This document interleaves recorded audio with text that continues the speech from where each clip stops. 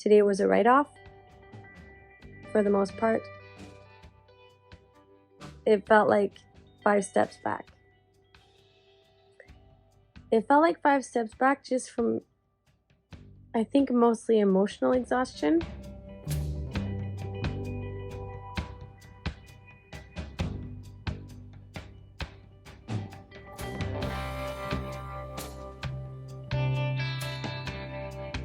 Today was very much about existential crises. Crises? I'm realizing that going through a healing process is not a good time to have an existential crisis. It's not a good time to be spending all this energy over analyzing and freaking out about your life. It's hard though because my brain is getting more and more freaked out by the fact that I think I've been completely brainwashed and bamboozled for many, many years in terms of what I was eating, how I was approaching my life, my feelings. And it's been this process over the last year. What led me to carnivore is actually going through this surprise divorce. So it's weird because the first step of healing for me, what really started helping me, is this book, In Sheep's Clothing: Understanding and Dealing with Manipulative People. It's almost like this separation was a metaphor for everything else going on in my life, in the world, everything that went on with the lockdowns and the masking, with the lack of transparency in dealing with things. And now it's this lack of transparency with the food industry. I work in marketing for one of my many jobs. I voice commercials for a huge range of products, and I do e-learning for large corporations as well. For the most part, I try to not take contracts that I'm ethically opposed to. It does, however, allow me to see a lot of the scripts before they hit the market and to see behind the scenes, to see what's going on. The level of manipulation and of we're being told what to think, what to feel, what to buy, how to live nonstop. Even the food pyramid and all these buzzwords that keep coming in, like acai, hemp, and then it was kale. Kale was huge about 10 years ago. When you realize that a lot of this is food lobby groups and marketing, that's when you go, what the heck? Whether you're doing carnivore as an elimination diet, whether you're doing it temporarily, long term, whatever the case may be for you, I do believe that once you're on it for a couple of weeks, it definitely leads to more clear thinking. And for me, it was really eye-opening. It forces you to be more self-responsible. And I definitely believe it moves you out of victimhood. It's all about better understanding of yourself, healing. Today was pretty much a write-off.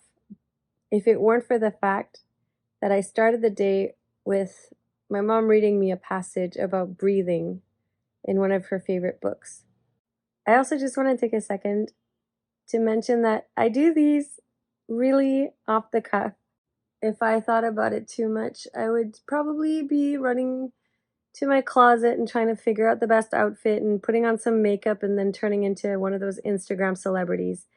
And I think it's very important for me, above everything, to not overthink it, to not panic, and to try to be as in the moment and authentic as possible. Today was a write-off for the most part. It felt like 5 steps back. It felt like 5 steps back just from, I think, mostly emotional exhaustion. And sometimes feeling everything is too much. So I definitely took a long nap this morning. I did get up initially, got some of the first rays in, and then it was like after hearing mom read a passage about breathing, I realized that I had been going into overwhelm again. So I laid down and I just breathed and then fell asleep.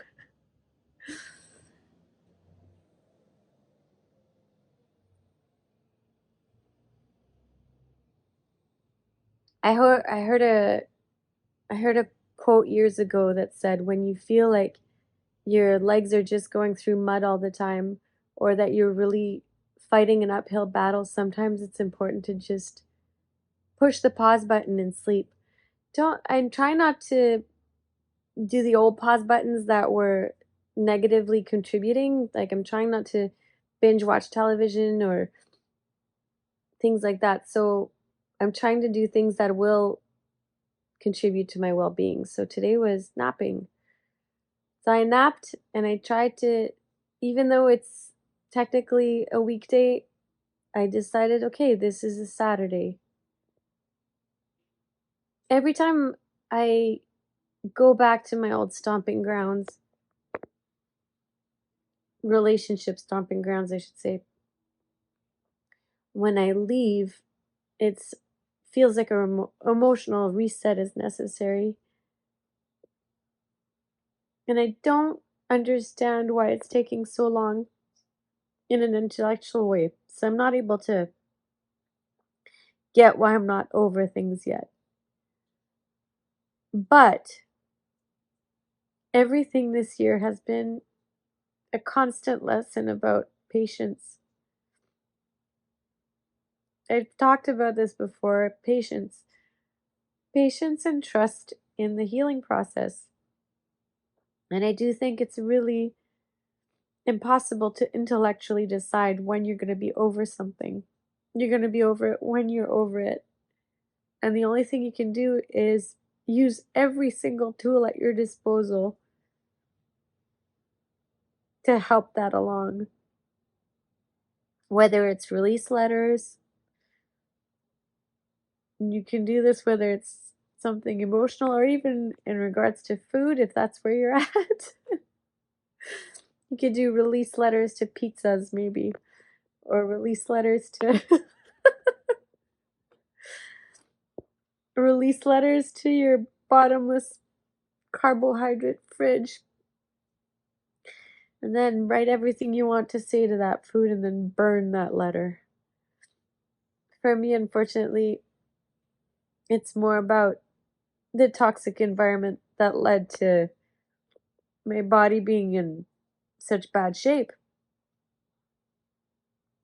So, going back to basics or what helped in the beginning, going back to In Sheep's Clothing, gonna read it for the third time so that I can better understand how I was subjected to manipulation and to also understand how I do manipulation as well. Because it keeps going back to not letting yourself be a victim and figuring out how to not victimize others in your life too, not to victimize yourself. So breathe, just breathe.